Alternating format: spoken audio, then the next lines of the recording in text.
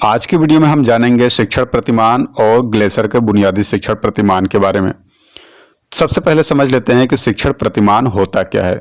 तो शिक्षण प्रतिमान अर्थात मॉडल्स ऑफ टीचिंग को बेहतर समझने के लिए शिक्षण प्रतिमान को हम दो भागों में डिवाइड करते हैं, शिक्षण और प्रतिमान।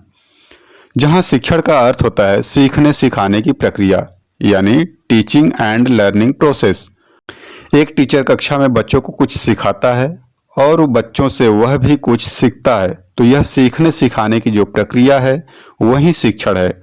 Okay, now come to the next point, प्रतिमान, जिसको अंग्रेजी में मॉडल बोलते हैं। इसका अर्थ होता है वह वस्तु जो रियल में नहीं है, वास्तविक नहीं है, फिर भी वह वास्तविकता का बोध कराए, रियलिटी का बोध कराए, वही मॉडल या प्रतिमान कहलाता है। नहीं समझे ना? कोई बात नहीं। अब ऐसे समझो, जैसे मान लीजिए मुझे कोई घर बनाना है। ओके, तो घर बनाने से पहले मैं क्या करूंगा कि एक पेपर पर उस घर का पहले एक मॉडल बनाऊंगा कि मेरा घर कैसा होगा, कहाँ पर किचन होगा, कहाँ बाथरूम होगी, गेस्ट रूम कहाँ होगा, डाइनिंग रूम कहाँ होगी, पूजा घर आदि, इन सब चीज़ों का एक मॉडल बनाऊंगा। अब इसके अनुसार ही बाद में मैं वास्तविक घर बनाऊंगा। अब यहाँ पर देखिए कि मैंने जो पेपर पर यह घर बनाए वह वास्तविक नहीं है, रियल नहीं है, फिर भी यह रियलिटी का बोध करा रही है कि मेरा घर इसी के अनुसार होगा, इसी मॉडल के अनुसार होगा। यही तो मॉडल है, प्रतिमान है। ऐसे ही हमारे पेंटर, इंजीनियर आदि सभी कोई भी चीज़ बनाने से पहले दिमाग में पहले मॉडल तैयार कर लेते हैं, फिर उस इमेज को मूर्त रूप देते हैं। इसको ऐसे भी समझो कि लगभग हर किसी का कोई न कोई अपना रोल मॉडल होता है ना। किसी के रोल मॉडल भगत सिंह हो सकते हैं, तो किसी के स्वामी विवेकानंद, किसी के कोई एक्टर या एक्ट्रेस हो सकती है, तो किसी के उनके माता पिता। तो इसका अर्थ क्या? अर्थात बालक उस व्यक्ति के व्यक्तित्व से इतना प्रभावित होकर उनके विचार, उनके व्यवहार और उनके हर एक पहलू को, आदर्शों को अपने जीवन में उतारने का प्रयास करता है। उस बालक के लिए वह एक्टर या महापुरुष ही मॉडल है, प्रतिमान है, क्योंकि वह उनके आदर्शों को अपने व्यवहार में ढालता है। ओके, शिक्षण और प्रतिमान को अलग अलग समझने के पश्चात शिक्षण प्रतिमान को एक साथ समझना अब कठिन नहीं होगा। चलिए अब समझते हैं पूरे शब्द यानी शिक्षण प्रतिमान को। पहले से निर्धारित उद्देश्यों की प्राप्ति के लिए एक प्रारूप या रूपरेखा तैयार किया जाता है। शिक्षण से संबंधित सिद्धांत क्या होंगे, उसकी विधि क्या होगी, क्रियाएं क्या होंगी, और उन सारे शिक्षण सहायक सामग्री का पहले से ही निर्धारण कर लेना ही शिक्षण प्रतिमान कहलाता है। अर्थात शिक्षण कैसे की जाए उसका एक प्रतिमान या मॉडल बना लेना ही तो शिक्षण प्रतिमान है। यदि हम इसके परिभाषा की बात करें तो जायसी एंड विल के अनुसार शिक्षण प्रतिमान वह नमूना अथवा योजना है जिसे किसी पाठ्यक्रम अथवा कोर्स का निर्माण करने, अनुदेशनात्मक सामग्री का चयन करने और किसी अध्यापक की क्रियाओं के मार्गदर्शन हेतु काम में लाया जा सकता है। शिक्षा एवं मनोविज्ञान के क्षेत्र में होने वाले अनुसंधानों के परिणाम स्वरूप आज विभिन्न प्रकार के शिक्षण प्रतिमानों का चलन शिक्षण प्रक्रिया में प्रारंभ हो गया है। अध्यापक अपनी आवश्यकता अनुसार इनमें से किसी एक उचित प्रतिमान का प्रयोग अपने शिक्षण में करता है। ऐसे ही एक यहाँ पे सबसे प्रचलित शिक्षण प्रतिमान है बेसिक शिक्षण प्रतिमान। बेसिक शिक्षण प्रतिमान का प्रतिपादन सन 1962 में रॉबर्ट ग्लेसर ने किया था, इसलिए इस प्रतिमान को ग्लेसर का बुनियादी शिक्षण प्रतिमान भी कहते हैं। यह एक मनोवैज्ञानिक शिक्षण प्रतिमान है। इस प्रतिमान के अनुसार शिक्षण वह विशेष क्रिया है जो अधिगम की उपलब्धि पर केंद्रित होती है, और इस प्रकार इन क्रियाओं का अभ्यास किया जाता है जिससे छात्रों का बौद्धिक एकीकरण और उनके स्वतंत्र निर्णय लेने की क्षमता पहचानी जाती है। देखिए, इस मॉडल के अनुसार शिक्षण क्या है? शिक्षण वह विशेष क्रिया है जो अधिगम की उपलब्धि पर केंद्रित होती है।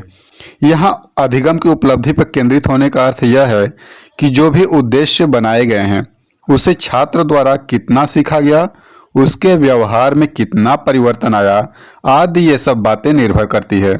और इस प्रकार उन क्रियाओं का अभ्यास किया जाता है जिससे छात्रों का बौद्धिक विकास होता है और उनके स्वतंत्र होकर निर्णय लेने की क्षमता को पहचाना जाता है।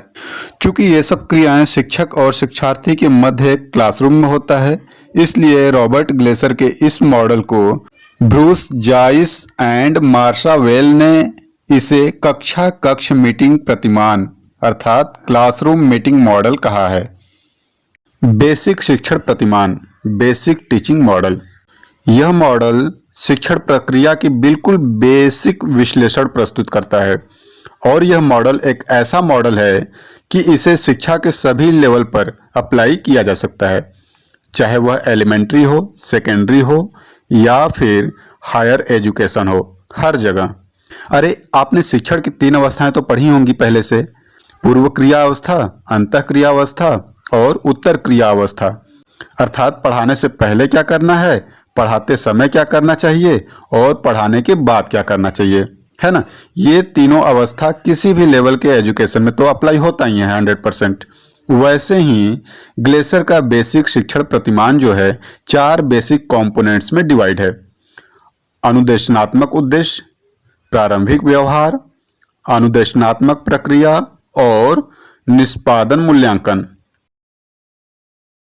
अनुदेशनात्मक उद्देश्य, इंस्ट्रक्शनल ऑब्जेक्टिव्स।